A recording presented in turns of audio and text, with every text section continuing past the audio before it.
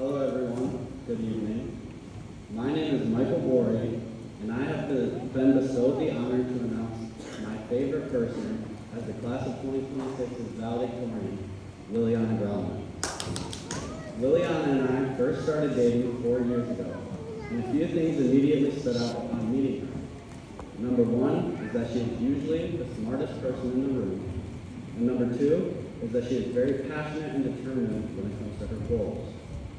And from an early age, she made it her goal to follow in her dad's footsteps and becoming valedictorian. Lillyana made sure this goal would come to fruition by being a perfect student and dedicating her time outside the classroom to her community.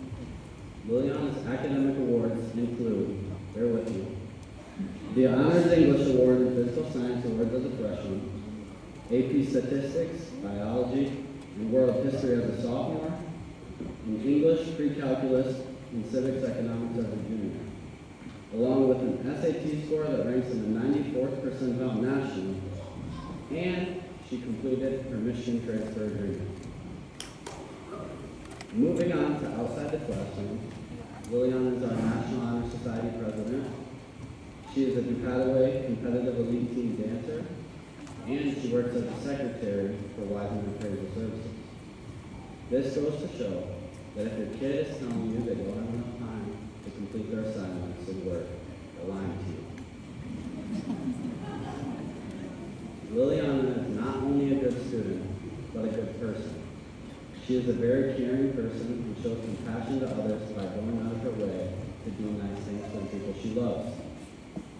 I could not be happier and prouder that Lillyana's years of hard work have paid off, and I am beyond excited to see her dominate the competition academically in Michigan State next year, as she will be studying political science, pre-law, while pursuing an accelerated path to law school. So, without further ado, let's give it up for our 2026 valedictorian, Lillyana Grauman.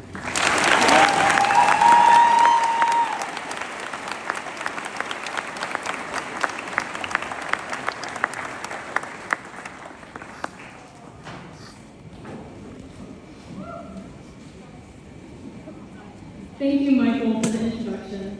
Before anything else, I'd like to give a round of applause to everyone who made tonight possible: the parents, teachers, administration, and most of all, the graduates.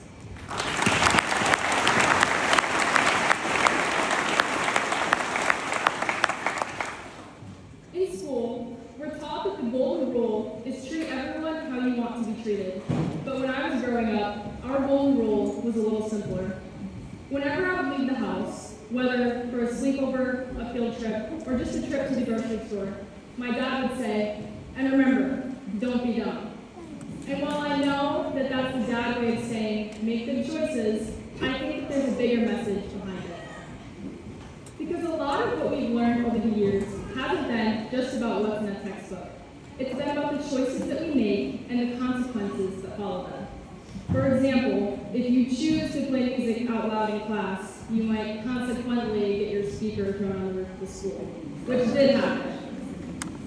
Clearly, somewhere along the way, our class built a bit of a reputation, and while it may have started out rocky, I can confidently say that by the end of these 4 years, we have matured and excelled as a class and a group of young people, highlighted by our accomplishments athletically, with 6 athletes competing on the next level, and various district, division, and regional titles in many different sports. Academically, with 16 of us receiving at least partial academic scholarships, and many graduating with college credits already earned.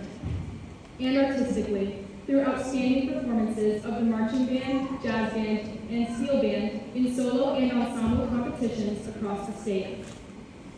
And while those accomplishments may look like singular moments of success, they were really built through years of small decisions, hard work, and persistence. And maybe that's what really defines our time here. Not the moments themselves, but the choices behind them. Because when you add it all up, every one of us has made about 160 million decisions that have led us to this moment. Some of those we noticed, most of them we didn't, but all of them mattered. And in the end, nothing about the last 13 years happened by accident, even when it felt like it did. To get here, it took a culmination of us choosing to show up, even when things were hard, choosing to keep going, even when it would have been easier not to, and choosing, over and over again, to move forward. Personally, I made the choice in elementary school that I was going to be valedictorian no matter what it took, and I worked hard to make every decision that I made since then lead me here. There were times when that choice was easy, and there were times when it wasn't, but I stayed committed anyway, and I know that every person sitting here has their own version of that story. So, standing here today, I'm proud not just of the title, but of everything it took to get here. Because it wasn't just one decision that led to this moment.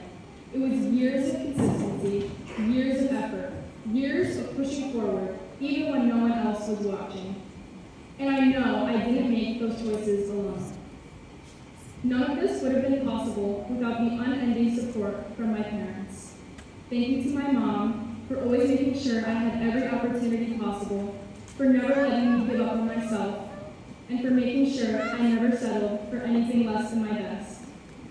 Thank you to my dad for giving me advice I didn't usually want, but always needed, for supporting my dreams in all capacities, and whose cheesy one-liner gave me inspiration for my speech.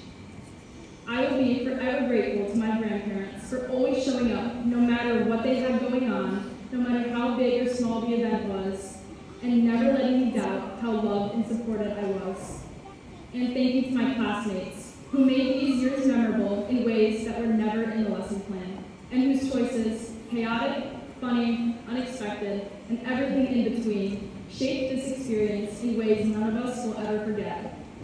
Finally, on behalf of all 57 of us, I would like to thank our teachers, who challenged us, pushed us, and reminded us, often more than once, that our choices have consequences.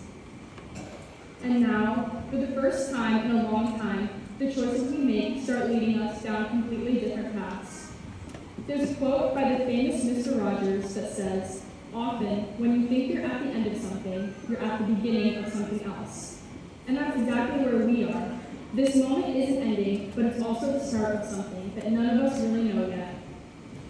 Because the truth is, most of life isn't shaped by one big moment. It's shaped by a lot of small ones where we have to decide what kind of person we're going to be. And over the years, I think a lot of us learned that some of the most important choices we make are also the simplest ones. Choosing to be prepared, choosing to work hard, and choosing to be kind. Added up, it's not the big moments that define us, but it's the choices that we make during every moment in between. And to the class of 2026, congratulations on this accomplishment. We earned it. Now, please enjoy the senior video, which looks at some of our favorite memories from our years at St. Louis. Thank you, Javier Anger, for all the hours that you put into this production. Following the video, Skylar DeWalk Hands will be introducing the band.